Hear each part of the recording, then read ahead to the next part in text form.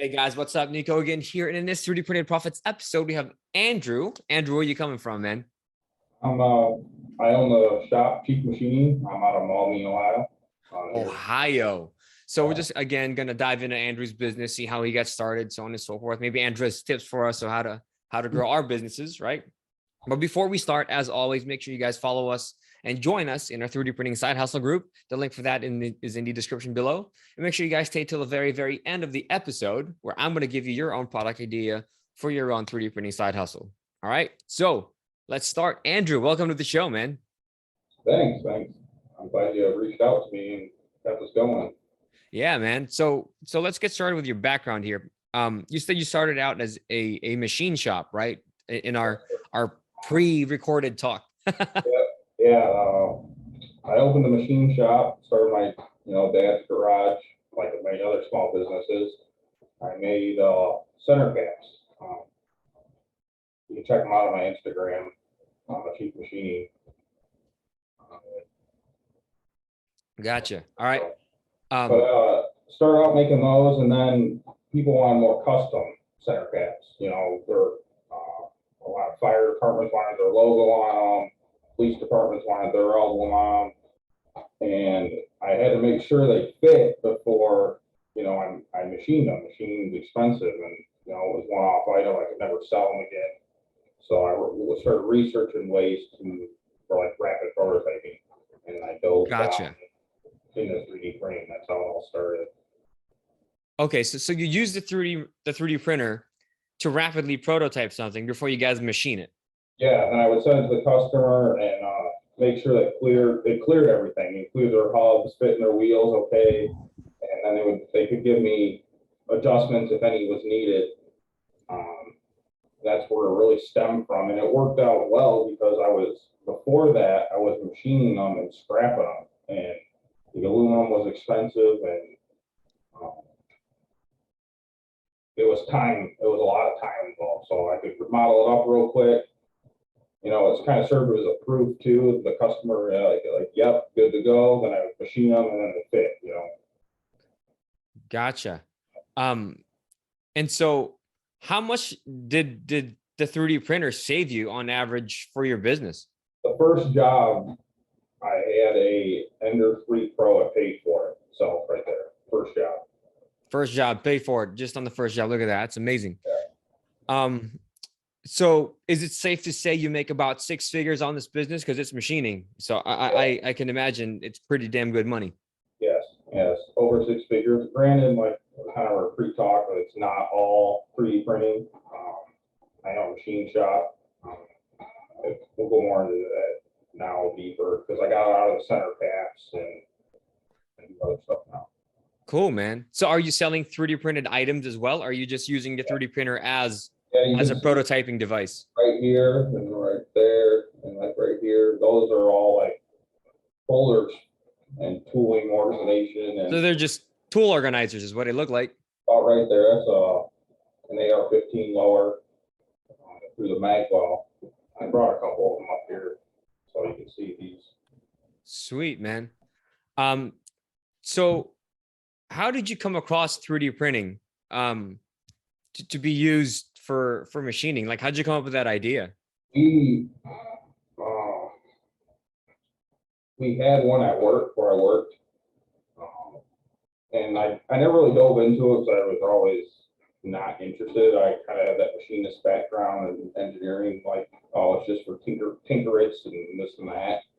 And the one guy, a coworker, kept telling me, he's like, you need to look more into this. You need to look more into this. You really like it. And then it kind of hit me when I was making these center caps on my own. He's like, I need to revisit this. So I, of course, dove to YouTube and Facebook and started reading as much as I could. And that's how it started. Sweet, man.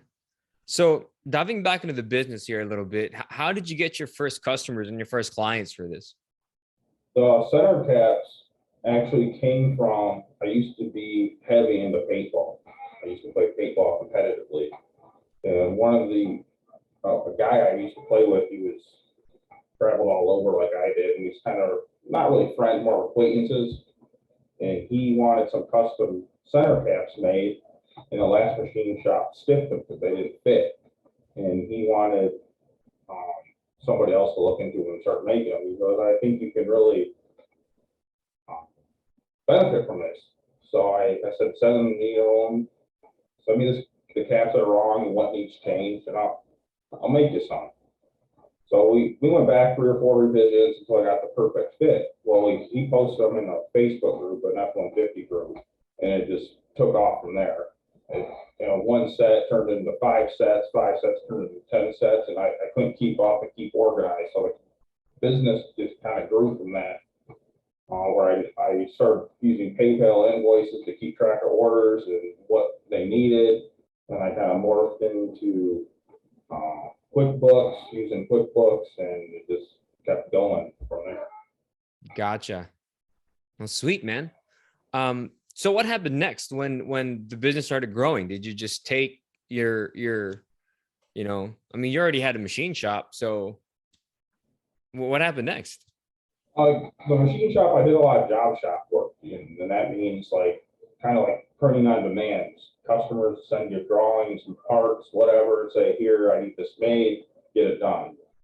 And so I still did a lot of that work, but I knew I was struggling with all the custom work. It's so time consuming to do all that, all the prep work, and to ensure the client is happy. And I was like, I need to come up with something. Well, that's kind of where I got into cookie cutters, custom cookie cutters. I did that for a little bit too, but again, that was so much custom work and modeling, and it just took a lot of time. And the market, I couldn't bear what I was putting in to get it out. I needed to come up with my own products. So that's where I started shifting all my focus into center caps. Making, Gotcha. set designs and start selling those. And I did that for 3 or 4 years, probably full time, with the center caps. And then I kind of switched over into the wall mounts for those, like I said that. And the whole reason I got my machine shop was to get a federal firearms license to sell firearms. And so I ended up doing all that paperwork with the ATF and to do that now. Okay. So what is it that you sell now that's 3D printed? So, like I said, these mag holders where they are, the wall mounts, which is right there, and then the tool racks, which are all armor tools for firearms, and these organizers, screwdrivers, and stuff. Gotcha. This is just another style of it. So this is a wall mount. That's what I sell. More organization, holding stuff, decorative, like others out of frame. Maybe I'll send you some pictures when we're out of here. The whole organized, a lot of the stuff in the firearms world is ridiculously expensive. So anyway, you could save a few dollars in 3D printing, very reasonable, especially when you do it consistently. Gotcha, man. So that's a pretty cool niche there. Yeah, so that was I'm glad you brought that up. The niche was not a lot of people with 3D printers have a federal firearms license. So that opens up where I can sell firearms, but also sell a little knickknacks with it that are 3D printed. That's kind of the niche. Okay. So what filament do you use, man? ESUN, PLA. ESUN. All right. Yeah. I bulk order it. Yep. And what 3D printers do you have? Prusa MK 3 pluses. I got a couple others, but that's the main ones I use. Just all right. For consistency's sake. And how many do you have in your print farm right now? I got 8 MK3s and 1 Cobra Max and a couple other ones that I've never used. All right, man. So how else does the business make money now? Do you have print services or design services? No, not anymore. Everything's products. So it's all printed products. 3D printed products, yeah. All right. And what margins are you looking for when you get these? Typically, I go through 50% bare minimum up to 200%. All right, that's pretty good. That's 2x. Of course, you know, you got to adjust kind of what the market will bear, you know, and time of the year, seasons, of course, but that's what I aim for. Okay. And do you have your own website, or do you sell this via? Yeah, it's cheapmachining.com. Okay. And how are you driving traffic to the website? I just hired a marketing firm to really dive into it more for some SEO, but you know, Facebook was pretty much the go-to because that's kind of where I started. I started messing around more with Instagram, but you know, they crack down a lot on posts and what you can say and stuff like that. Gotcha. So is there a struggle to drive people to your website? Because so you're not selling on Etsy. No, Are you selling on are you selling on eBay? No, I don't use eBay or Etsy. No eBay, no Etsy. And so it must be a struggle trying to get, drive traffic to. That's why I kind of looked into the marketing firm to hire to get drive some more online sales. A lot of the stuff was like local shows and word of mouth. You know, that's kind of where locally where I do most of my sales, local deals. Gotcha. Okay. So just Facebook group right now is what's working in terms of marketing, right? Yeah. And like I said, word of mouth. You know, it's you know, pass on. You don't want that bad customer because I'm sure you heard of that. You have one bad customer, 10 don't buy from you. Yeah. So I try to keep everybody happy and pass that word along to come to me. You know. So I do a lot of deals. People just PM me, you know, and I don't hide who I am. So they just PM me on my personal account or my business account. So Cool. Gotcha. All right, man. So what's next for you? What's next for the machining shop, for the 3D printing shop? How do you plan on expanding this? honestly, I'm a little different because I'm not in a garage anymore. I'm in a retail space. So I'm pretty content right now. I got 1,200 square feet of space. It's all air conditioned, climate controlled. This is just my home office right here. But I'm pretty content with there. Of course, more sales like everybody, you know. That's kind of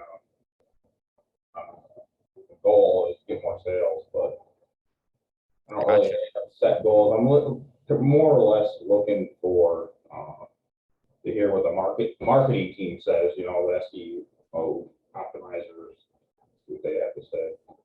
Gotcha, man. So, dude, that's it for me. Let's wrap this up with your number one tip for anyone who wants to start their own 3D printing side hustle. I got two for you. Try to keep everybody happy, you know, first customer, but it's not bad to fire a customer either. You know, if they become too many problems. Gotcha. See, customer isn't always right. Sometimes Yeah. Sometimes you just got to let them go. And you don't have to be, and then going more onto that point is you don't have to be like mean about it. Just be honest, professional, and say, hey, this isn't working out. You know, how can I make this right to you? And then see what they have to say. Yep. There you go. All right, guys. So I told you if you stay to the very, very end, I'm going to give you your own product idea for your own 3D printing side hustle. And today's idea are coasters. Yep. Coasters. Those things you put your drink on. I'm not sure if I said this already before, but I already said it. It's coasters. Those are really simple to model, by the way. All you do is get a circle, extrude it out, do your spiel. You can put whatever you want, whatever design you want on these coasters, you guys. So what's that? So you can put text, logos, whatever you want, man. Yeah, Sports logos, anything. Coasters. It can be the coaster guy or the coaster gal on Etsy, right? So that's it for me. Again, Andrew, thanks for joining us. Make sure you guys tune in Monday through Friday for daily episodes at 6 a.m. Pacific. I'll catch you guys in the next one. Peace out.